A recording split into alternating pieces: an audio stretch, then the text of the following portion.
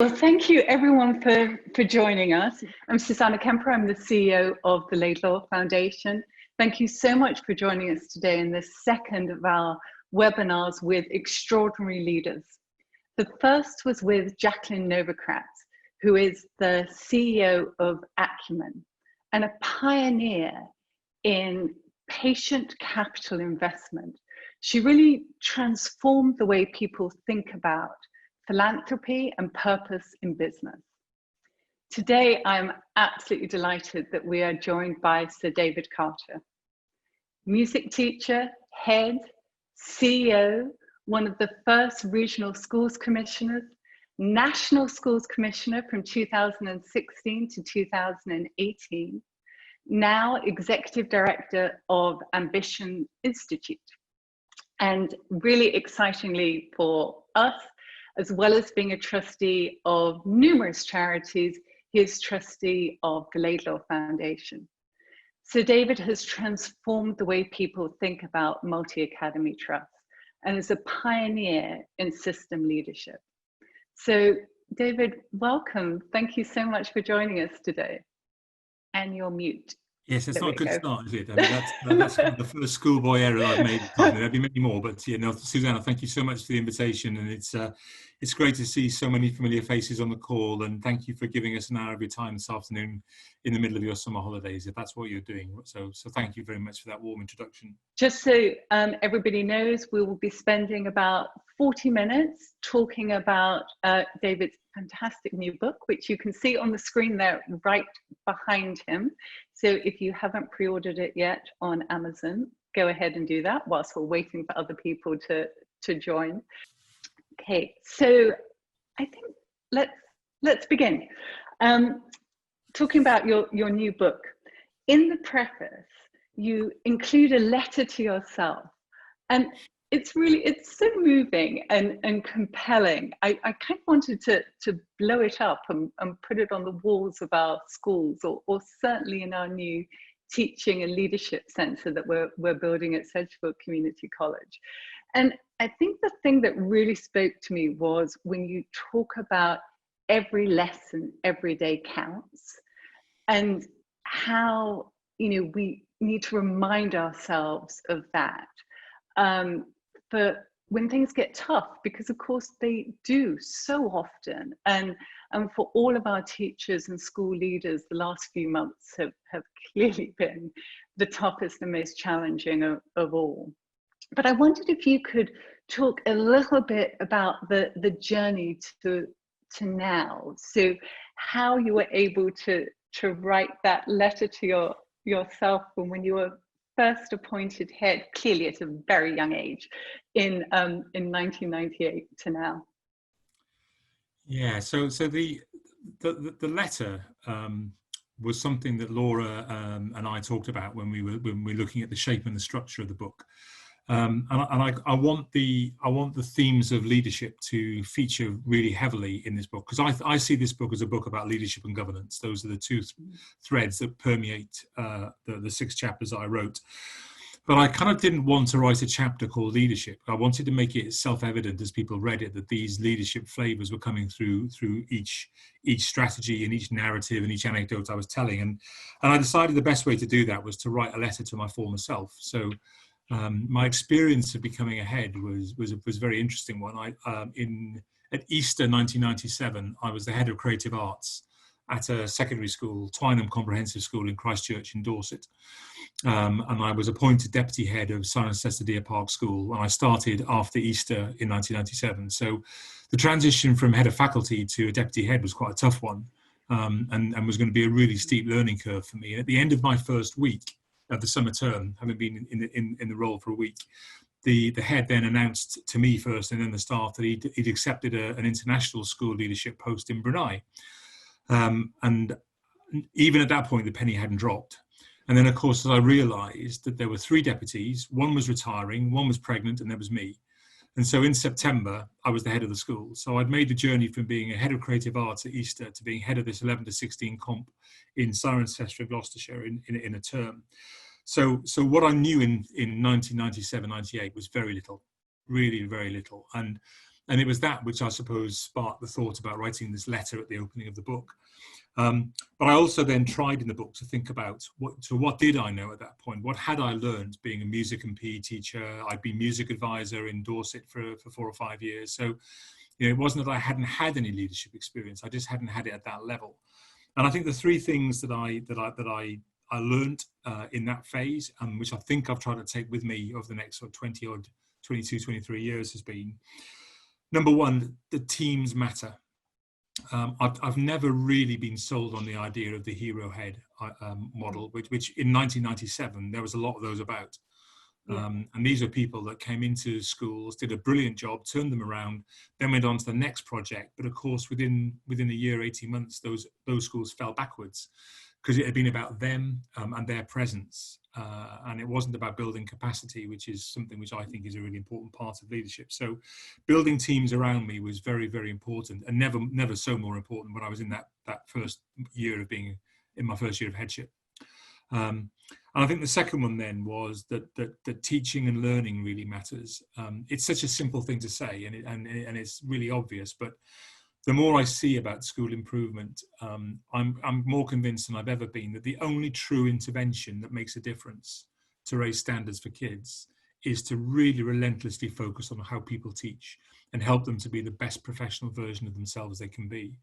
I don't think I'd have articulated like that in you know, at the beginning of my headship career, but I was really aware that my job as a head, certainly between 8:30 and 3:30, was not to be in my office, but to be on the corridors of the school, especially at break times and lunch times, but going into lessons and not going into lessons to judge, but just going into lessons to see what was happening. And I often say to people, when headship gets tough, that's the time when you actually need to be even more visible, because the temptation is to retreat back to your office and the security of that, when actually going around your school on a period 3 on a wet Wednesday morning in December and seeing learning happening just reminds you why you do the job. So I think that was the second thing. And then the third one is around communication. And I think when you think you've communicated to everybody the messages you want to give them, my advice would be go around and do it again. You can never communicate enough, because the job of leadership is to make the impossible feel doable. And if you're working in schools, particularly in schools that are turnaround schools, people lose faith very quickly because they've seen it before and it's failed before. You need to be somebody who's the optimist. And I don't think you can be optimistic on email. I think you have to go around and talk to people, have those conversations, talk about their families, talk about the football, talk about music, anything you like, but be that human face of leadership as well. And that got me through my first 12 months. And although it was a lot more challenging to do that in a couple of the roles I've had more recently, I still really cared about that aspect. And when I visited schools as National Schools Commissioner, I tried to remember every time to write a personal letter or a card in my own handwriting, not that my secretary did, but I did it, and that we send those out to people just thanking them for hosting my visit. And I think that's a really important part of leadership, that you give a little bit of yourself that people see as well. That's fantastic. And I mean, you are clearly one of, if not the leading authority on maths. But I didn't realize before I became chair of LST just how huge the landscape for maths is. And I don't think I'm alone. I mean, I did a highly unscientific straw poll of some journalists and parents and business leaders, and said to them, what percentage of schools do you think are academies? And people were way off. So, here we are with over 42% of schools as academies.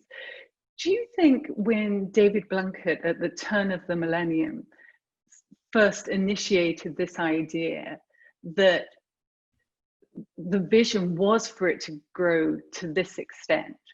And now that it has, does that mean it's a runaway success, or a runaway train, or something in between?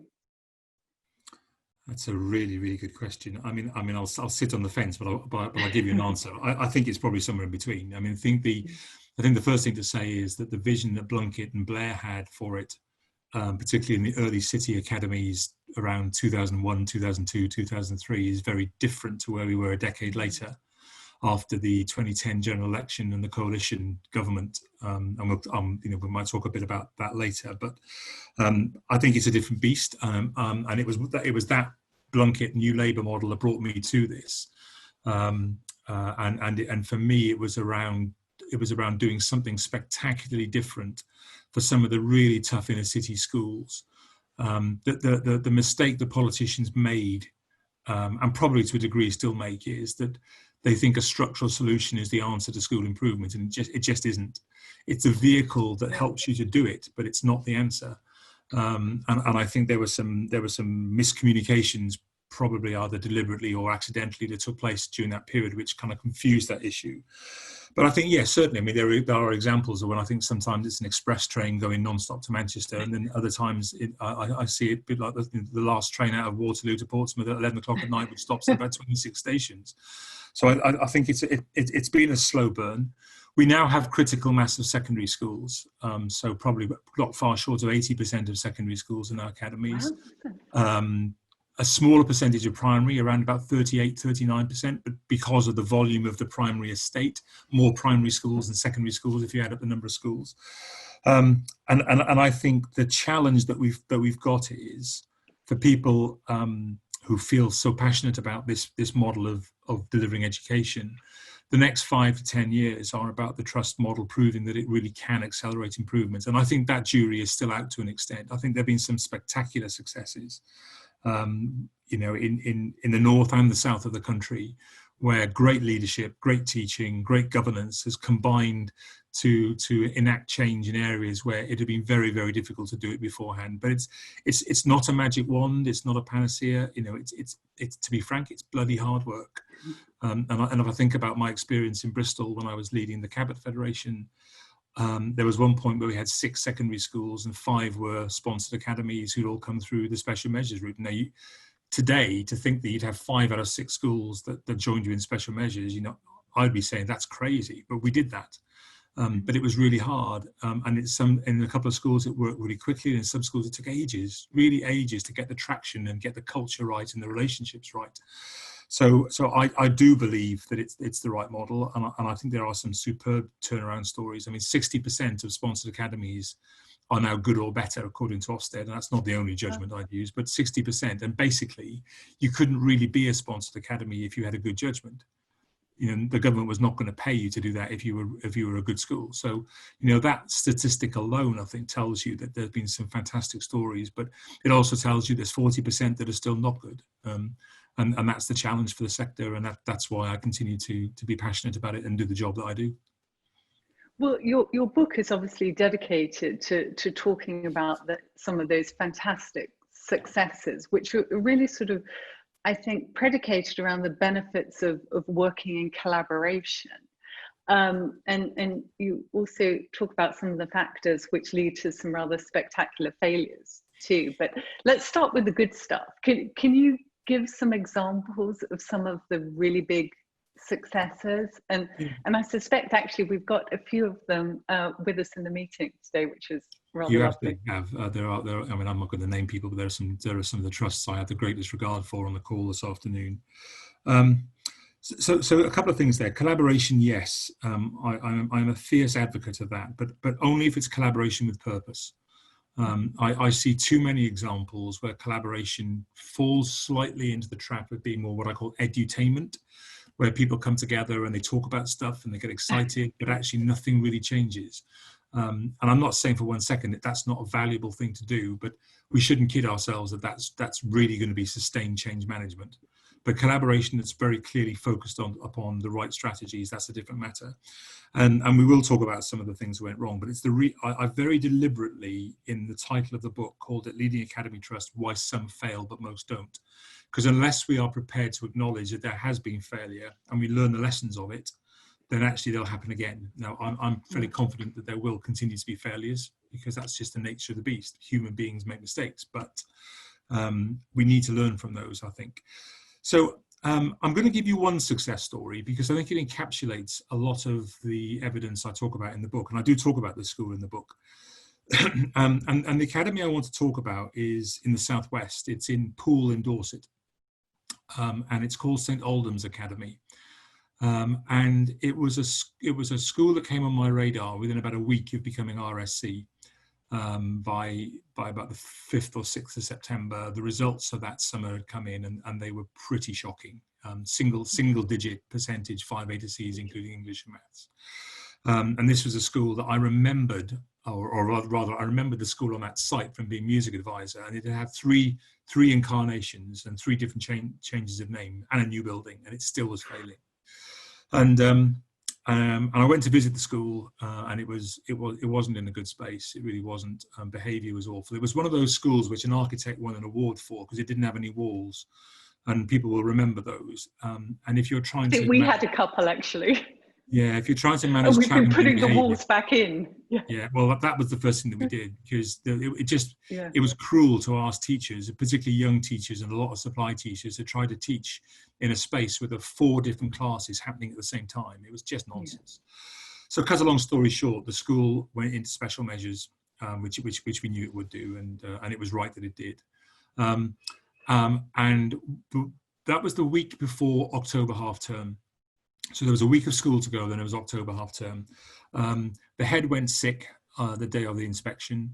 The governors resigned en masse. So I did the only thing I could think of, which was to gather a few people I knew really well from the Southwest, a couple of heads from the Cabinet Federation, myself and 2 other CEOs from the Southwest, one of whom was on the head teacher board.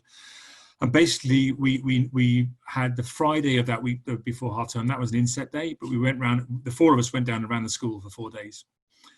Just to get it to half term.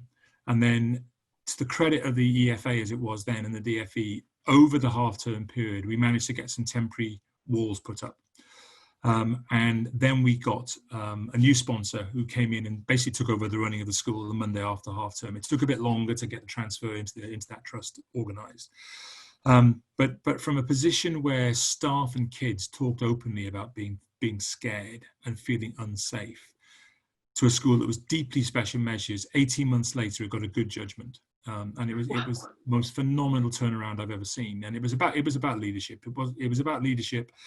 It was about doing the few simple things really, really well. And there are lots of those littered around the country, without a shadow of a doubt. But I thought, rather than give you a famous name from one of the famous trusts, I wanted to give a plug to one of the smaller trusts, because actually it's not true to say that only the really large ones that are sometimes London based are the success stories. There are lots of success stories around the country, and that's one. But you also asked me about, what do they do when they do it? And I'll do this bit very briefly, but I think there are probably 5 things that I see trusts do first, if that's the right way to put it, when they're trying to really, really have an impact upon a school that's failing badly. Number 1 is they don't just talk about putting children first, they really do put children first. And that sometimes involves a bit of tough love in terms of getting behaviour management systems and standards and expectations really well understood. The second one is that there is a cohesive school improvement plan. Everybody knows what it is, and it focuses upon the right things. And it's not trying to solve 50 problems in a week. It's being really relentless about the things that need to be done first. Yeah. The third one is, and sometimes this takes longer to land because of the state of the school, but a real focus on talent management. So an investment in the people who are going to get you out of trouble, whether that's training to make them even better professionals, or it's about looking after them and the well-being of them. The fourth one is around, particularly in the trust, the alignment of the educational functions. So what things do we know work in this trust in the other schools that you don't do, and let's get you doing them to keep it simple. And then the fifth one is around governance. And there are lots of aspects to this, but the big one is get the scheme of delegation right. Make sure that your local academy board understands what it's responsible for and what it's not. And be really clear that, yes, we know it's a subcommittee, we know it's not a governing body in the way that it always has been, but if you ask the scheme of delegation to be formulated around the experience of the children, the experience of the staff, and the experience of families and carers, your scheme of delegation won't be far from where you need it to be. And in the first 6 to 12 months of a turnaround, that's it. I think it's those 4 or 5 things. That's really helpful. Thank you. So related to that, I think one of the biggest challenges that trust leaders have is transferring best practice between schools. So you might have one school that is doing particularly well, And then you bring on a failing school, one that's in special measures, and you obviously want to transfer the expertise that you already have, but in a way that is still collaborative. Can you talk us through sort of the best approach there? Yeah, this really for me speaks to what I think is one of the real fundamental differences about being an executive leader, whether it's an executive head or a CEO, and single headship. It's really the anchor which I think the differences between the roles sit, because it's relatively straightforward. I think it's relatively straightforward in one school with one leader and one leadership team to identify the practice that's brilliant in science that you want to see the English department adopt something similar to. And the ease of transfer is partly because you're in the same building with people and you see them frequently, and you can have those conversations over and over again and get the strategy really understood and the intent. The trusts that simply try to replicate that by saying, look, I've seen something work in this school, you're all going to do it from Monday, fail. Because there's a real chip missing here, which is the culture chip. Because one of the things, whether it's the legacy of years and years of public education or not, the reality is that there's an ownership issue about change in schools. And people who are teaching 20 hours a week don't really want to teach somebody else's lesson plans. They want to be able to teach their own, but they are willing to learn from others, and they are willing to teach other people's lesson plans if they understand what the intent is behind it. And so for me, before I tell you what I think the answer to the questions you put to me is, there's a real cultural piece around this, about how you build culture around this notion that we are in this together. And okay, you are a music teacher, for my experience, you're a music teacher in this academy, but you're actually one of 20 music teachers in this trust. And your goal and your responsibility as 20 music teachers is to give the kids in this trust the best music education you can possibly give them. It may well be that you have some of that brilliant practice in your school, but you don't have all of it. And so how do we find a composite way to teach a brilliant music curriculum that draws upon the expertise of the 20 musicians that we have in this trust? So there's a cultural piece, first of all, but in terms of the transmission, I think there are 5 steps to this. And I'll talk a bit about this in a bit more depth in the book, because that transfer of practice, once you've won the cultural argument, is a really important bit. The first bit is you have to find the best evidence that something is working.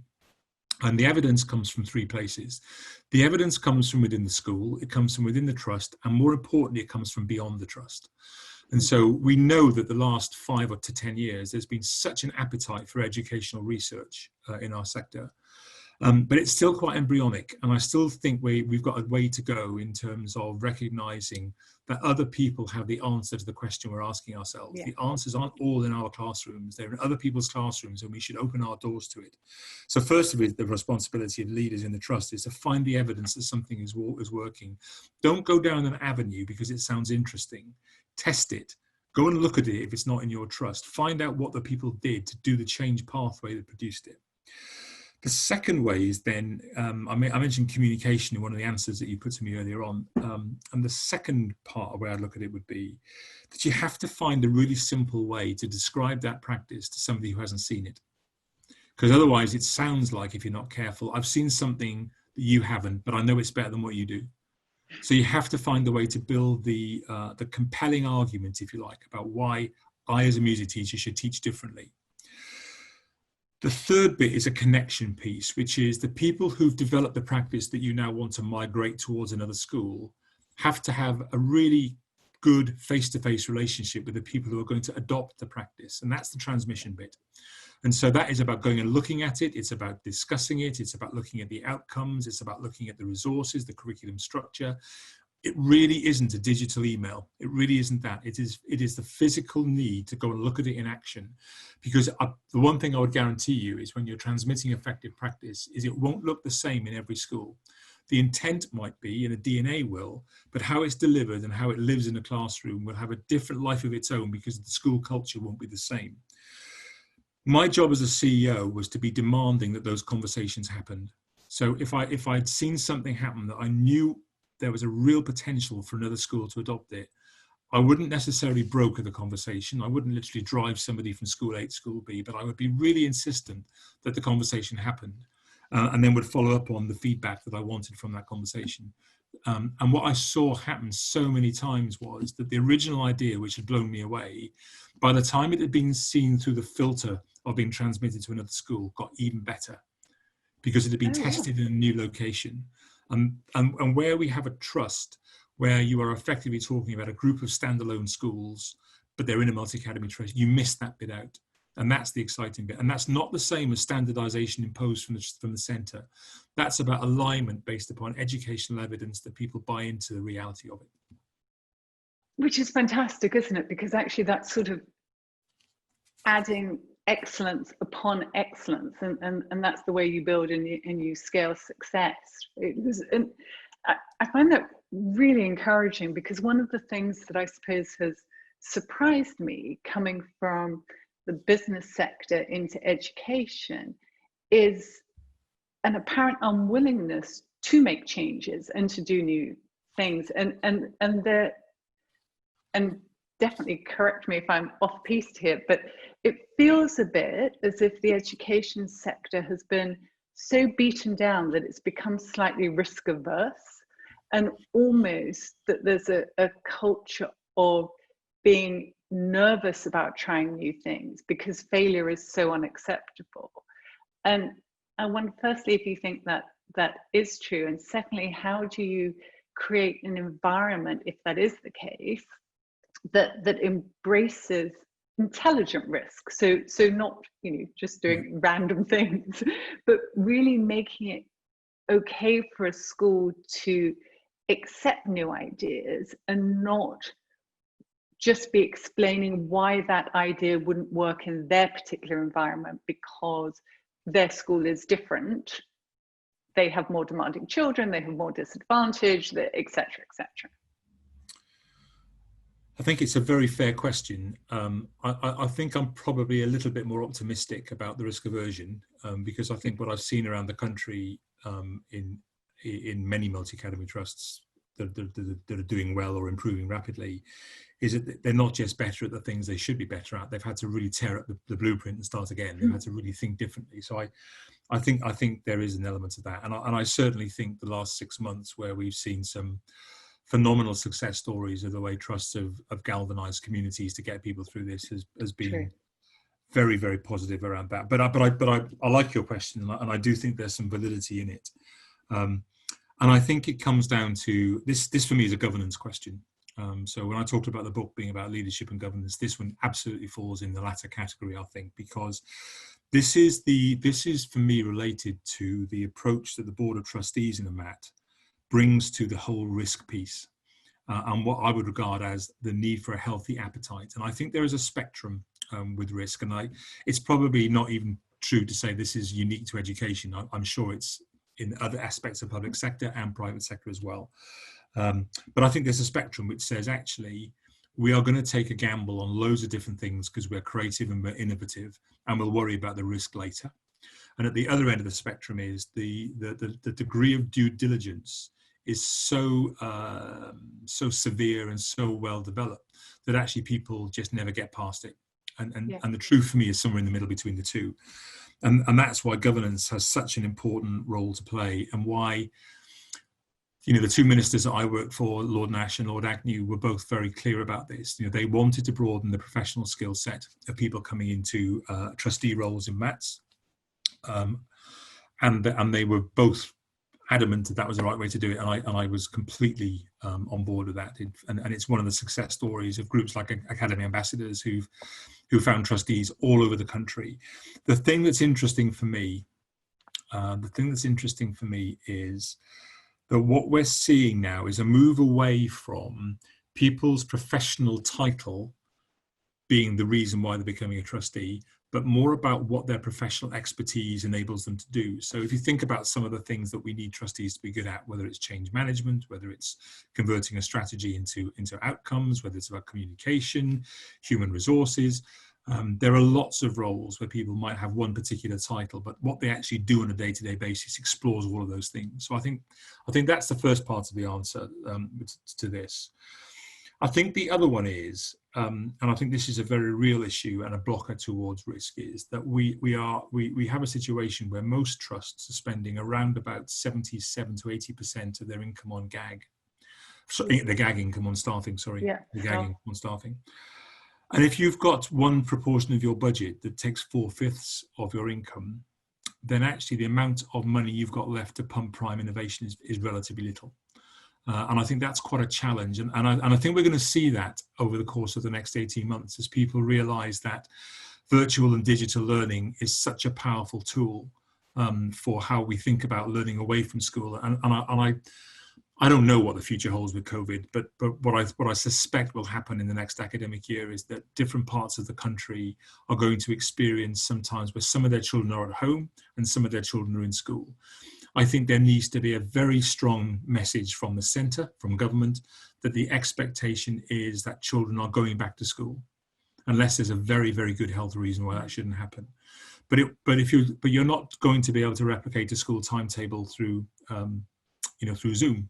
So we need to be thinking differently about how we teach online and the kind of content that happens. And that's an area where we tend to invest in kit, not in curriculum design when it comes to virtual curricula. So I think there's an aspect around that. But I do think that that's one of the differences between public and private sector, and that you can flip quite quickly between the proportion of your spend on people versus your proportion of spend on innovation and development. And we spend a very small amount of for all of the reasons that we know, in education on that.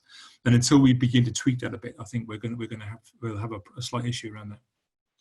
I think those are such good points. I mean, when I think about LST and think that the Laidlaw Foundation as a sponsor gives fairly considerable sums additionally per pupil, and yet most of that still goes into additional teaching staff.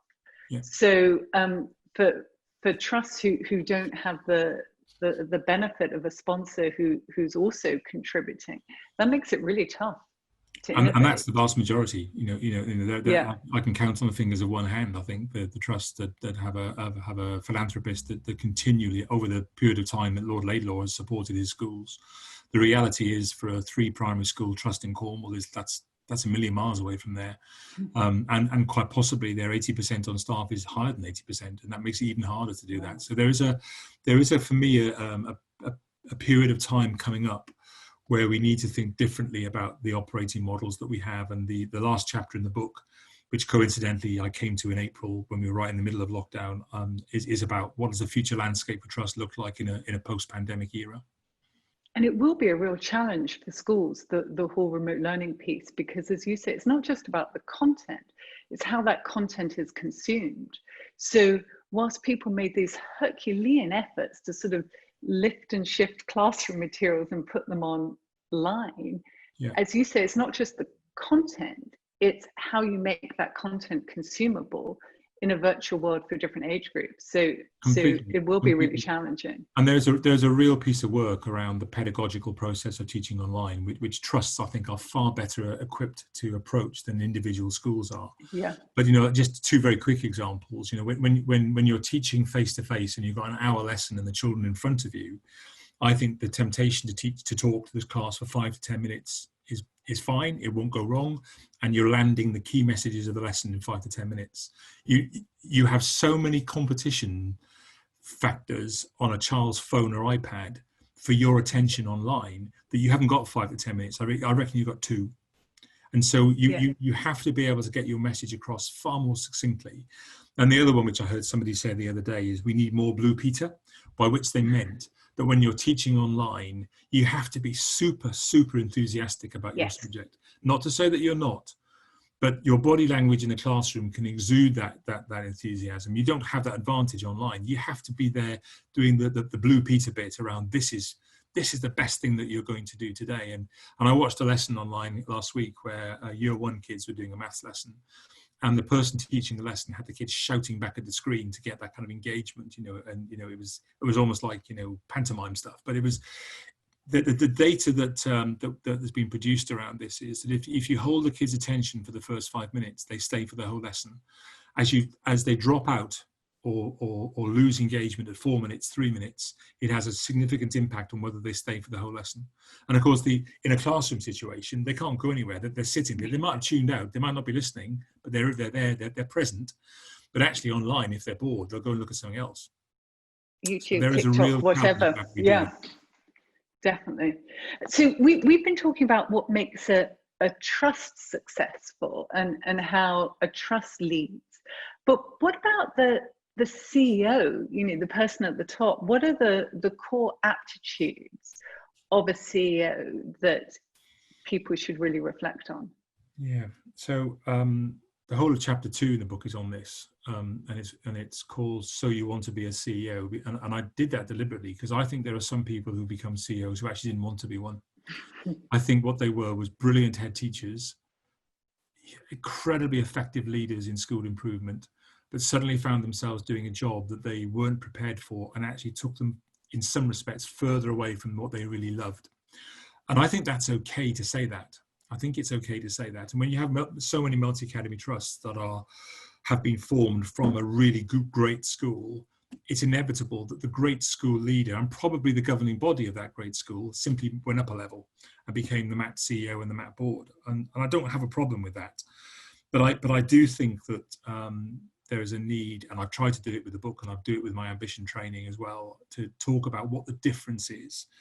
And I thought you might ask me a question around this bit of it. So I've thought about the 4 aptitudes, for want of a better word. I'm not even sure aptitude is the right word, but the 4 things that I think CEOs got to be good at. So when I coach CEOs, and I do that with 3 or 4 of them who've been recently appointed, these are the kind of the things that I'm thinking about when I'm talking to them about it. And one of the hardest messages to land is that unless you're in a very small trust, if you're in a trust that's 5, 6, 7 schools or more, you are probably no longer the lead school improver, because your job now is about running this complicated organization. So your job becomes developing great school improvers who work for you. And I found that really hard. So the 2 years I had as an executive head, between running John Cabot's and setting up the MAT, I found the toughest because I just felt I was neither one thing nor another. It was a hard federation, so I had none of the authority to make change happen.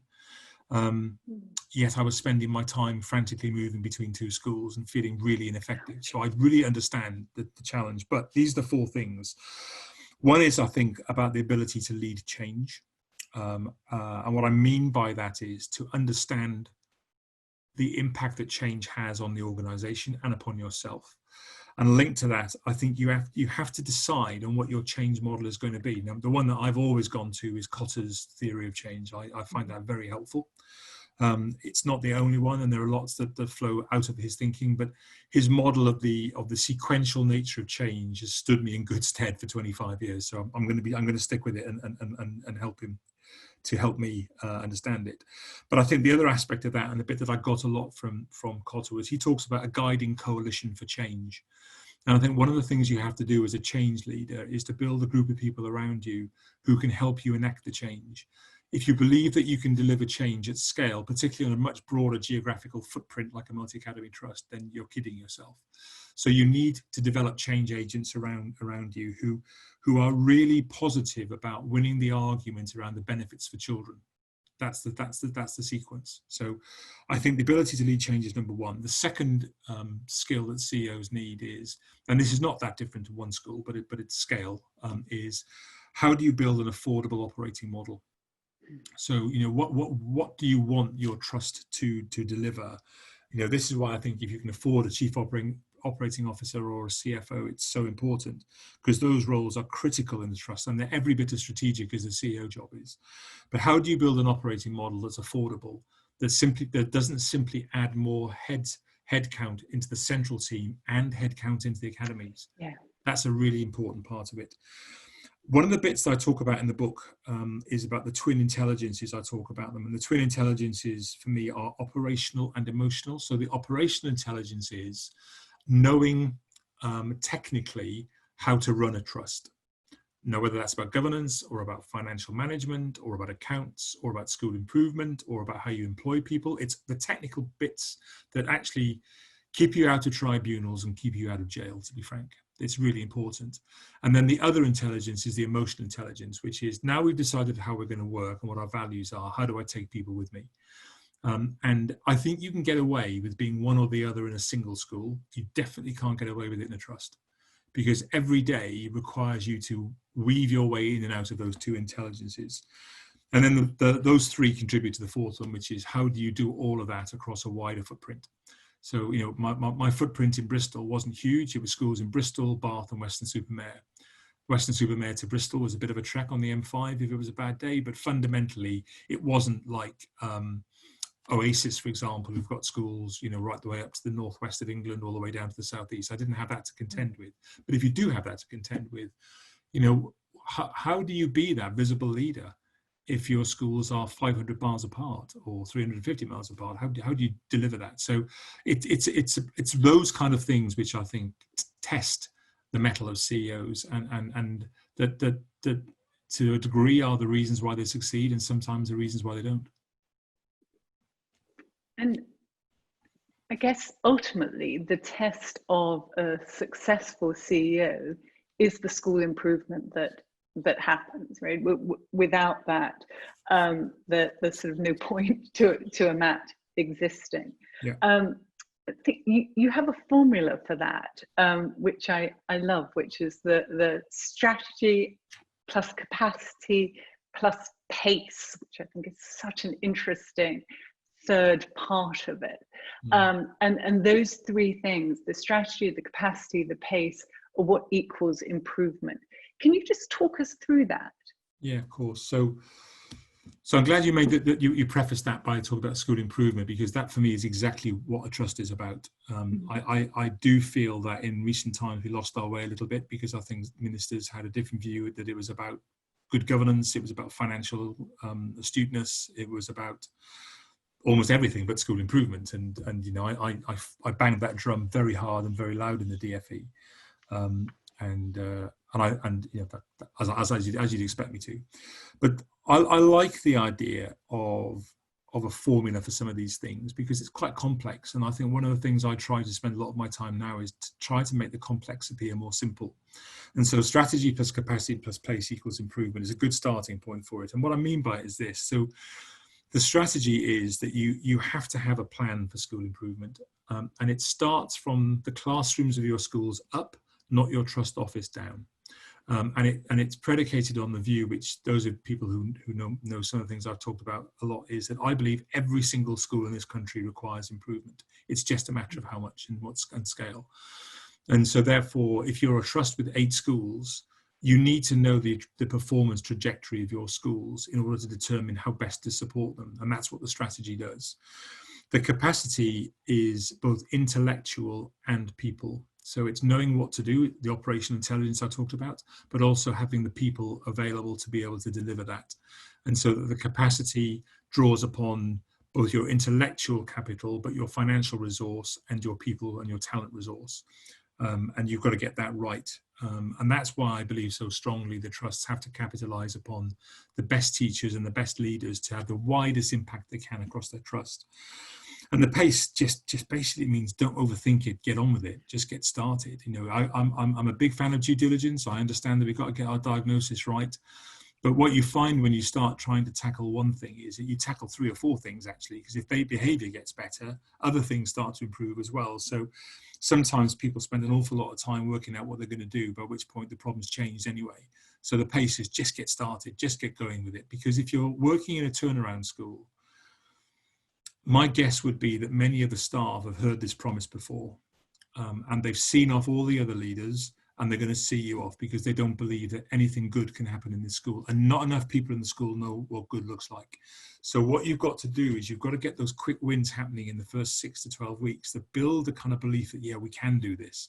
And that's where the pace comes from. And I think those 3 prongs give you that best approach to getting to improvement.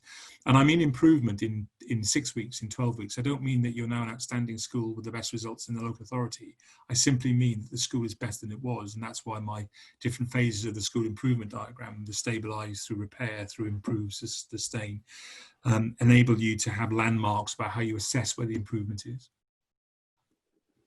Yeah, thank you. I promised everyone that they'd have a chance to ask you questions. So I'm just going to take the liberty of asking you one final question before opening it up to everybody else. So other people, get ready with your questions, start putting them in chat, or be ready to raise your hand. But I mentioned at the start of the webinar your wonderful letter to yourself. Yeah. And in it, one of the pieces of advice you give to yourself is that music, the arts, and sport matter, no matter what the wider system tells people. And yet, I think that MATs can sometimes feel a bit pressurized to almost narrow their curriculum, and so not give themselves the time to do those very things that you were saying are so important. How do you think successful MAT leaders navigate that, ensuring that they get their Progress 8 score and having the wider curriculum with these things that matter so much? So I don't see a tension in this, but I think that's because I have a view about what better education means, and I don't have a monopoly on that, and there'll be lots of divergent views about it. But for me, better education is not about the EBAC. It's not just about outcomes. It's not just about what percentage of kids get to university. Those are outcomes of a better education. They're not the better education in themselves. And I think one of the responsibilities, and I think we've got it even more at the moment as we approach our relationship, a new relationship with Europe, but also the challenges that we have right now around COVID, that the role of the arts in particular and sport in terms of the healthy agenda are more important than ever. You know, I could build an argument. I mean, I wouldn't get very far with some ministers, but I would build an argument that the curriculum should start with the arts and sport. But if I talk about the arts particularly, and of course, you know that my own experience of being a music graduate and music teacher must inform that. And if I was a scientist, I might think differently, but I'm not, and I don't. But I think as the power of the arts to help young people understand and empathize with people who are different to themselves, to find an outlet for expression, whether it's creativity or it's through movement or it's through spoken word or making sound beautiful. All of these things are absolutely pivotal to it. And one of the things that I love about the arts and sport is it's probably one of the few areas in the curriculum where disadvantage doesn't count so much. Now, okay, I'm not saying that a child who's had violin lessons since the age of 3 isn't going to be a better violinist by the time they're 14. That would be logical. But actually, as a music teacher, I can expose children to composition, to learning to play a keyboard, to singing, to playing in an African drum ensemble or a samba band. Whether or not they're the brightest or the least disadvantaged child in my school, it doesn't matter. So there is something about the equality of the arts and sport, which I think is really powerful. And I said to one of your earlier questions that this is really a governance question, and this is another one of those. Because if you have a leadership team for whom the arts are there as a vehicle to make your staffing budget add up, i.e. you're not going to have it anymore, then the governors have to have a voice around that, and the trustees have to be really passionate about how that works. And I don't care whether you're a child growing up in the centre of London with all of the opportunities that you have in the arts in the capital, or you're growing up in a northern town or city where the arts have almost diminished and theatres have been closed. You have the same basic entitlement to that. It's part of the quality of life, and education has to deliver it. So, people will agree or disagree with that. It's quite an emotive subject, but I'm going to bang that drum as long as I've got breath in my body. Excellent. Good for you. Right, we're going to go to some of the questions from all of our attendees. I'm just going to be really cheeky and choose one from one of my favorite heads. Is this really bad? I promise then to be more fair afterwards. So here's from Carl. In terms of developing the culture within schools, what is the key priority for leaders in schools as we move into the new landscape of teaching in September? I'm going to give you I'm going to try to give you a really quick, simple answer to this. But it's complicated. So hear me say that before I answer the question. I think the answer is, I think you have to baseline the experience of children and adults who come to your school. I think you have to understand, first of all, what the adult expectations are coming back. What kind of experience have they had over the last 6 months? In some cases, COVID will have had very little impact upon them, other than maybe an inconvenience. But for some people, they'll have lost loved ones or seen people that they love become very poorly. So I think there's a baseline of the experience that adults have had, and therefore their readiness to teach. I think that's quite an important part of it. And I think linked to that is the same with children as well. And we talk a lot about closing the gap and children falling behind the gap, and it's a big challenge. But it was a big challenge on the 21st of March as well, before lockdown was announced. It didn't suddenly arrive in COVID. So we do need to be really clear about what kind of catch up means for children. But the catch up educationally will be meaningless unless we get the reinduction right first. So people on this call, particularly those of you who are still teaching, working in schools, will know that for some children, the 6-week summer holiday is a massive challenge for them. And they lose the habits and behaviours of being in an organisation called a school. But these children now have been out of school for the longest period of time since before the Second World War. It's not 6 weeks, it'll be in 6 months. And I know learning has been carrying on, I understand that. And in some cases, some children have been back since June the 1st. But they've not been back to the school they knew before, with the numbers of people that will be back in September. So I think there is a real cultural piece around the reinduction of adults and children. And whilst we have to do our professional job to help children catch up, of course we have to do that, and that's a non-negotiable. But if you start from that assumption rather than the people assumption about what the people need to be ready to learn and to teach, I think we'll miss some important learning around that. Yeah, I think that's great, and I know that, you know, particularly for schools that have had attendance problems or challenges, this almost compounds it and makes it much harder. Well, and I think sorry, just very briefly, yes, that is true. I think the other thing we've just got to be aware of is that you know, there will be some parents who will be really frightened to send their kids back to school. You know, this is not them being difficult or putting two fingers up to the government. They just genuinely have got used to having their kids close to them. And, you know, one of the things I've always learned, and it informed a lot of my behaviour management, was that when children are in trouble, actually that's the time you need them close to you. Yeah. That's not the time to send them away. And I think families will feel that very keenly. And so particularly where there's been some challenges in some of the areas of the country that we know now, which are going back into some form of local lockdown, I think some parents will make that choice anyway, and we have to be sympathetic and supportive of that. Totally. Excellent question from John Truman. What is your favorite approach to developing and training CEOs?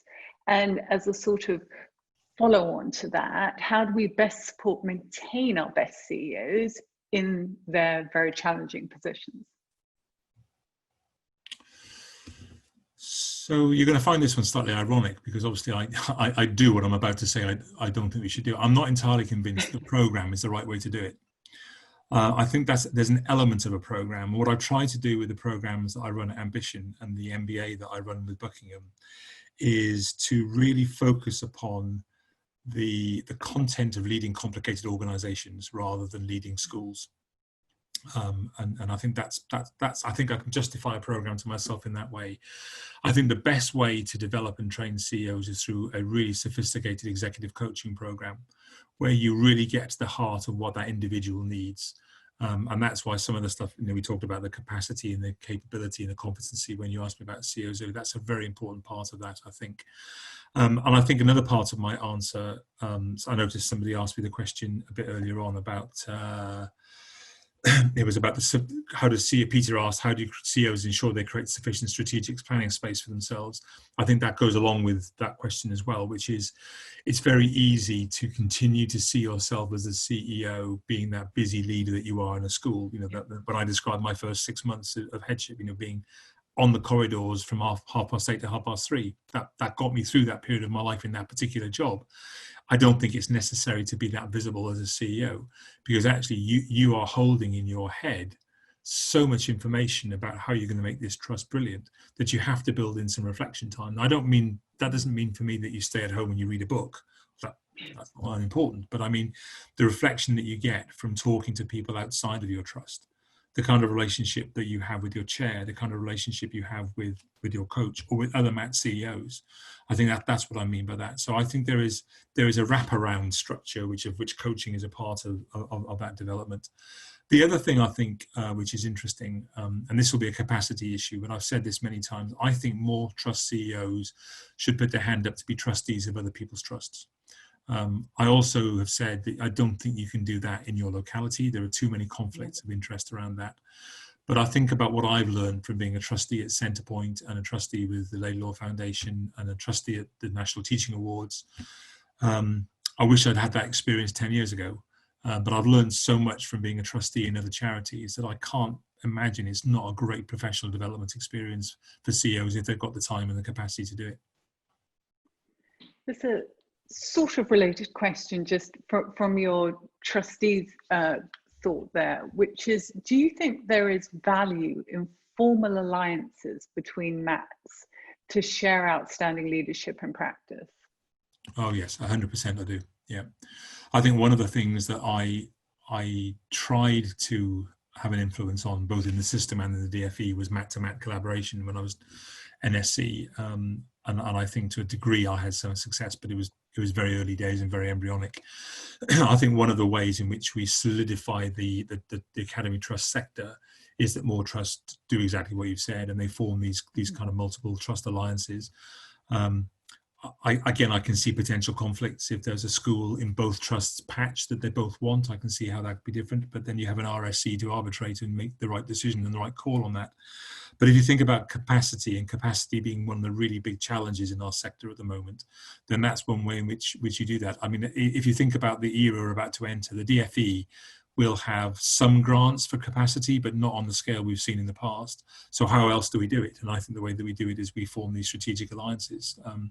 You think about teacher training, for example, is a great idea. Leadership development is another area where you might do that. But I love the secondment idea as well between trusts. We talked in the last question about how do we broaden the experience of CEOs and make them better prepared and more resilient. Well, one way to do that would be to go and run somebody else's trust for a year. So they're in trouble. They don't have a CEO. You have a deputy. It's a win-win. So I do think those MAT-to-MAT collaborations are really going to be a very important cornerstone of the sector going forward. We didn't really have a chance to talk earlier about the relationship between Ofsted and the Regional Schools Commission and how, perhaps it hasn't always been quite as efficient as it could have been. But we have a very direct question now from someone in the chat asking around Ofsted inspections and saying that sort of early on, you had mentioned that Ofsted couldn't legitimately inspect schools until September 2021, and wondering whether you still stand by that, and also as they're all using video meetings successfully, why can't Ofsted use those resources for their autumn research visits, which I guess would be safer and possibly less intrusive? So yeah, David Whitehead asked this question. I do stand by that. I fail to see how a year without a regulator will damage the education system any more than we currently are in that. There are so many priorities that schools and trusts have got to get right in the next 12 months. Preparing for a random Ofsted inspection just isn't one of them for me in that respect. And I absolutely understand and respect the need for there to be a regulator of an education system that is funded by the taxpayer. But we also know, even at the beginning of this academic year, that Ofsted's approach to what they deny is a preferred curriculum, but clearly if you look at some of the inspection judgments, there is a preference around what type of things make up of it, is a distraction from what needs to happen right now. And I don't think the education sector has ever had a voice that's so powerful as it is right now, particularly with a government that actually is so dependent upon schools to get them up and running again in order to reboost the economy. if Ofsted's view is that what they want to do is to learn about what's worked in lockdown and what's happening as part of the reinduction into schools, you don't have to go into the school to see that. You can do exactly what we've just been doing for an hour, and you can have a set of questions, and you can treat it as an evidence base and build some research practice and share it around the system. But the moment they said that they were going to do that and then write you a letter, that language in the letter is going to be judgmental. And so I do believe that if we as leaders in the sector are being asked to reimagine the way we think about leadership and how we think about teaching, how we think about curriculum, then the inspectorate should also be reimagining its own role. I think that that is probably a perfect note to end on. Apologies to anybody whose question we didn't get to. We will try and capture any that we were missing from the chat, and hopefully twist David's arm to send a little note or post it within our webinar space on the Laidlaw Scholars Network, and you can see the answers there. Thank you so much for joining. Really appreciate it. David, thank you for all of your time and your insights. It's been fantastic. I loved it, and thank you for the invite, and thanks for everybody for sticking with me on a warm sunny afternoon, and all the best to everybody.